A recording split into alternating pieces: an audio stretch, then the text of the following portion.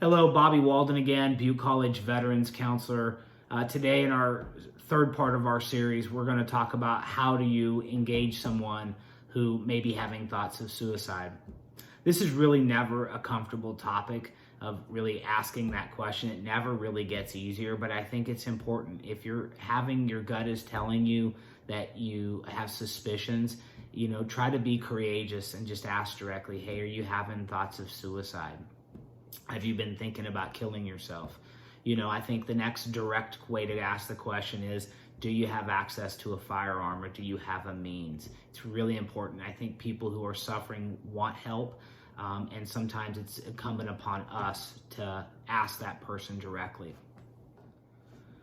So the second part of offering somebody help is really showing true care and concern. Hey, I really care about you. I really want to help. Are you willing to let me help you out? I think really going to that place, even when it feels kind of scary for yourself. Think about how fearful they are. So really sit down with that person and show that true care and concern and really have that empathy. That is extremely important because no one wants to feel like they are burdened.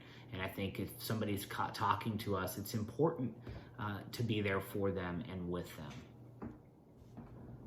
And this last step is really escort. It's take this person to a helping professional, include somebody else in this. I think it's really important to be a battle buddy, to be a wingman, to be a good shipmate, really to sit down and help this person who's suffering to get to a helping professional so they can get the help that they need. In the Air Force, they have an acronym called ACE. A stands for ask the direct question.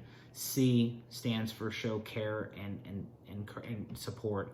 And then E is escort. So it's a really simple acronym that I think all of us can remember.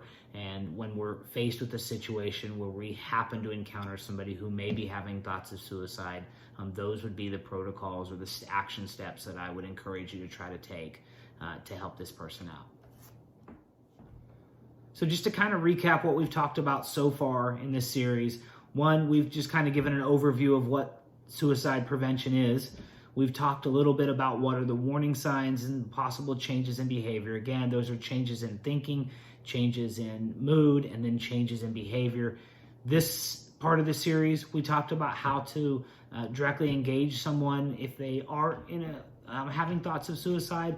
And in our next evolution, we'll go into what are some of the helping resources that are available, not only in the community, but throughout our military and veteran resource centers.